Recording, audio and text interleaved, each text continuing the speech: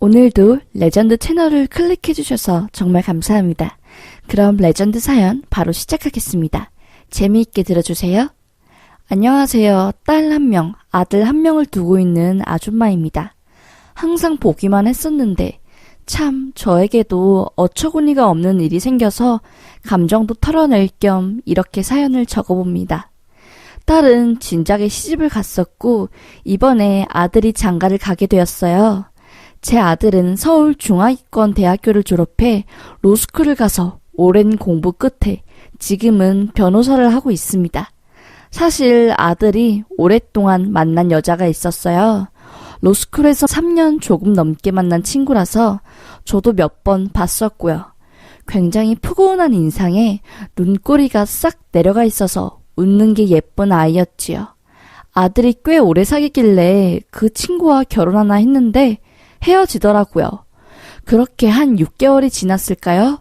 결혼할 여자가 생겼다고 저와 남편에게 소개시켜 주더라고요. 전에 만난 여자친구와는 다른 분위기였어요. 깡 마르고 얼굴은 새하얀데 정말 예쁘더라고요.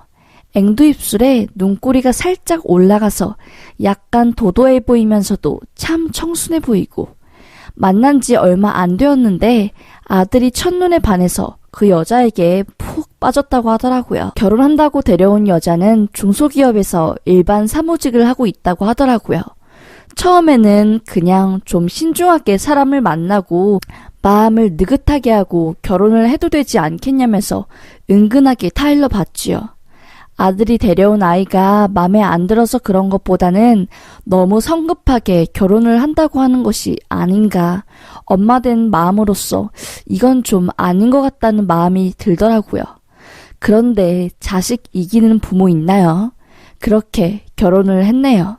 신혼여행을 몰디브에 갔다가 두바이로 간다길래 며느리 가방이라도 마음 편히 사라고 돈 200 쥐어줬습니다. 보통 신혼여행 갔다 오면은 애들이 부모님한테 가방 사준다고 하는데 저는 괜히 일하면서 열심히 번 돈 저희한테 쓰는 게 아깝고 미안하더라고요. 그리고 뭐 변호사 아들로 유세 부린다 이런 소리 젊은 애들한테 듣기 싫어서 그런 것도 있었고요. 그런데 저는 제가 200만 원 정도 주면은 최소한 고맙다고 하며 작은 성이라도 보일 줄 알았지요. 그런데 웬걸 애기 주먹만한 영양크림 하나 띵 주고 고맙다는 말도 안 하고 배실배실 웃으면서 해외여행 처음 갔는데 너무 재밌었다는 이야기만 주구장창 하더라고요. 참 뭐라 말하기도 묘한 감정들이 휩쓸려 왔는데 그냥 속으로 삭혔습니다. 뒤늦게 알게 된 거는 사부인한테는 피사의 고급 명품 가방을 선물했다고 합니다. 제가 준 그 돈으로 사부인 가방 선물하고 저는 영양크림 쬐 많은 거 딸랑 하나. 뭘 바라고 준 거는 아니지만 참 아들 열심히 키워놔도 부질없구나 하면서 씁쓸했습니다. 뭐라고 앞에다 대고 말하기도 참 제 모습이 추할 것 같아서 그냥 넘겼지요. 그런데 이건 시작에 불과했어요. 아들 결혼하고 처음 맞이하는 설 명절이었습니다. 그래도 며느리라고 맛있는 거 먹이고 싶고 고생시키고 싶지 않아서 새벽부터 일찍 일어나 돼지고기 재운 거 굽고 문어 삶고 잡채 무치고 상다리 부러지게 차려놨네요. 며느리가 꽃게 좋아한다고 해서 살아있는 꽃게 시장에서 사온 거 간장 넣고 쪄서 준비도 해놨지요. 1시에 오기로 한 아들네가 2시가 돼도 안 오더라고요. 기다리다 못해 남편이 아들한테 전화를 하니 갑자기 와이프가 아파서 못 간다는 겁니다. 제 남편도 화가 나서 지금 이게 무슨 소리냐고. 그럼 먼저 연락을 해야지. 애 엄마 아침 일찍 일어나 음식하고 며느리 좋아하는 꽃게 산다고 돈도 엄청 썼는데 이게 무슨 무례한 행동이냐고 화를 냈죠. 결국 아들만 오게 되었고 냉랭한 분위기는 지속되었습니다. 아들은 저녁만 먹고 황급하게 자리를 떴고요. 그런데 참 황당한 게 나중에 알고 보니 며느리와 아들이 그 다음날 며느리 친정에 갔다네요. 거기서는 1박 2일 자고 왔다고 합니다. 그 사실을 듣고 아들한테 말했지요. 아무리 너가 장가를 가서 하나의 가정을 이루어 아내가 우선순위인 것을 알지만 기본적으로 지켜야 할 도리는 지켜야 하는 거야. 아내가 아프다고 명절 당일날 못 온다고 하는 것은 100번 이해한다고 쳐도 다음날 처가에 가서 자고 왔다는 너네를 어떻게 생각해야 하니? 아무리 생각해도 이해가 안 되는 행동이다. 며느라이한테 연락하려다가 참고 참아서 너한테 이야기한다. 라고 하니 아들이 반응이 더 가관이었네요. 엄마, 우리 처가 간 거는 어떻게 알았어? 나야 뭐 본가 안 가고 싶겠어. 아내가 갑자기 아프다고 좀 자야겠다고 하는 걸 어떻게 해. 엄마가 그걸 이해 못하면 안 되지. 그리고 아내는 본인 집 가면 마음 편하니까 처가 간 거고. 엄마 그런 걸로 아내한테 전화하면 그거 진짜 시집살이 시키는 거다. 나 신경 쓰게 하지 마.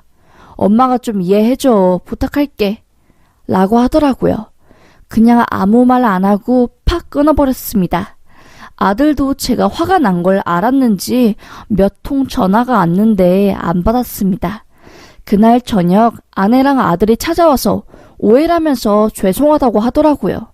참 얼굴 보고 말하니 또 마음이 약해져서 그래 나이 먹을 만큼 먹은 내가 쪼잔하게 굴면 안 되지 하고 알겠다 하며 애들을 보냈습니다.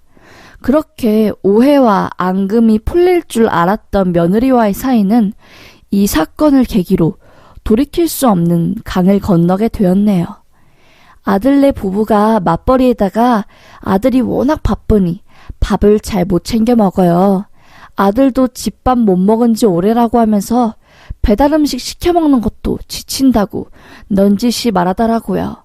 그 이야기를 들은 어느 부모가 가만히 있겠습니까? 제가 반찬 조금씩 해서 일주일에 한 번 정도 너네들 집 앞에 아이스박스 하나 사서 거기에 넣어둔다고 했습니다.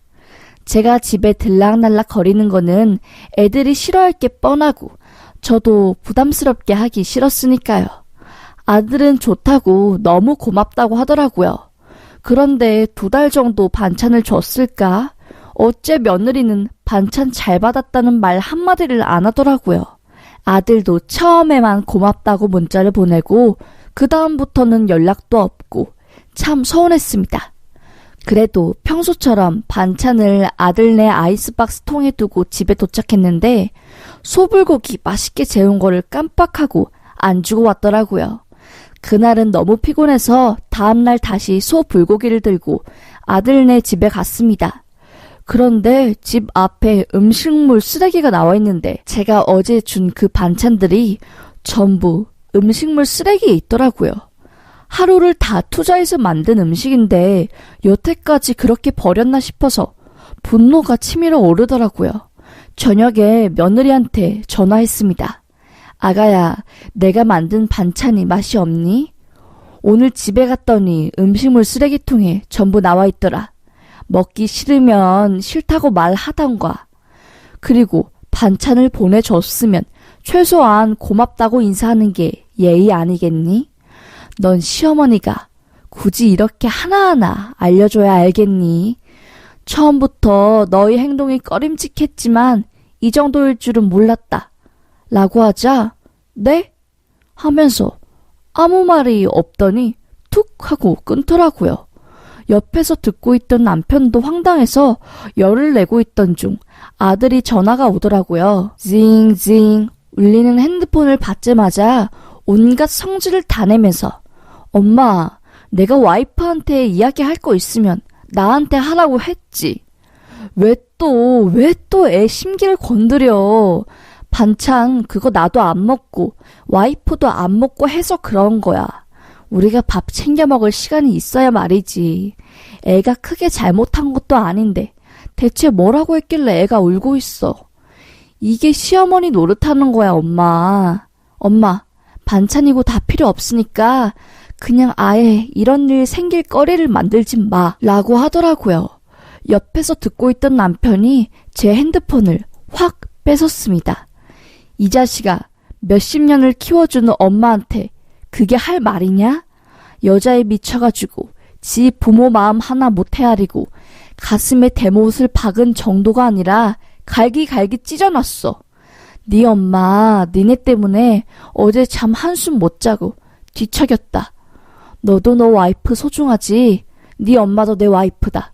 내가 너 그렇게 살라고 로스쿨비 대준 줄 알아? 이런 막대 먹은 놈을 봤나? 그래, 어디 한번 너네 둘이서 잘 먹고 잘 살아봐라. 이제 연락도 하지 말아라. 니네 준다고 했던 상가랑 네 앞으로 갈 내 재산이랑 엄마 재산 오늘부로 딸내미 앞으로 가게끔 다 돌려버릴 거고 넌 내 장례식에도 오지 말아라. 국물도 없어. 라고 확 끊어버렸습니다. 저희 남편이 정말 한다면 하는 사람이기에 재산을 안 준다는 말에 아들도 겁이 났는지 전화가 계속 오더라고요. 며칠 지난 뒤 또 문자로 아버지 죄송합니다. 제 불찰이었습니다 하면서 용서를 비는데 남편이 화를 잘 안 내는 편인데 한번 화가 나면 끝까지 가는 스타일이었거든요. 그래서 아들이 고등학교 때 엇나간 것도 남편이 엄청 무섭게 해서 고친 거였고요. 아빠가 한번 화나면 이 세상 누구보다 무섭고 정말 아빠가 한 말은 무조건 지키는 걸 아들이 알기에 그렇게 문자로 사죄를 한 거였겠죠. 진짜로 남편은 아들과의 전화통화를 끊은 뒤 남편 변호사 사무실을 가서 관련 서류들을 정리했고요. 아들 놈 장성하게 키워봐야 뭐하나 하는 생각이 들었네요. 부모보다 무서운 것이 돈인가 봅니다. 재산 운운하니 바로 꼬리 내리고 사과하는 꼴을 보니 자식놈 잘못 키웠다는 생각이 드네요. 주변 친구들이 죽을 때까지 재산을 꽉 쥐고 있어야 자식놈들이 떠나지 않는다는 말을 하던데 그 말이 맞나 봅니다. 이제는 제 곁에 있는 남편과 함께 의지하면서 남은 여생을 보내야 한다는 게 정말로 실감이 나네요. 저도 아들에게 제 재산을 넘길 마음은 아직도 추호도 없네요. 당분간은 그냥 저도 자식 키우느라 희생한 인생에 대한 보상으로 여행도 다니며 마음을 좀 달래려고 합니다. 제가 하고 싶은 말은 자식 잘 키워내는 것도 좋지만 결국에는 본인 인생을 1순위로 두고 살아야 나중에 후회가 없다는 것이네요. 이 나이에 이걸 깨달았으니 많이 어리석죠. 씁쓸하면서도 그래도 이렇게 글로 감정을 풀어내니 속이 한결 가볍네요. 적길 잘했습니다. 그럼 제 이야기는 여기서 줄이겠습니다. 긴 글을 읽어주셔서 감사합니다. 라는 사연이었습니다. 사연을 읽으면서 참 아드님 분과 며느리 분이 어리석구나. 정말 있을 때 잘해야 하는데 아무리 잘해줘도 미련 남는 게 사람 마음인데 아드님은 아마 사연자분이 멀리 떠나게 될 때가 돼서야 절절하게 후회할 것 같다는 생각이 드네요. 하루빨리 아드님과 며느리 분이 그동안 했던 행동들에 대해 진심으로 반성하고 사죄하셨으면 좋겠는 마음입니다. 사연을 읽으니 저도 부모님 생각이 나면서 마음이 찡해지고 아려왔네요. 소감을 적다 보니 조금 분위기가 어두워진 것 같네요. 활기찬 목소리로 마무리 인사하겠습니다. 오늘도 레전드 사연을 시청해주셔서 정말 감사합니다. 오늘 레전드 사연 여기서 마무리하고 다음 사연 더 재밌는 이야기로 찾아뵐게요. 오늘도 행복 가득, 긍정 마음 가득가득한 하루 보내세요. 감사합니다.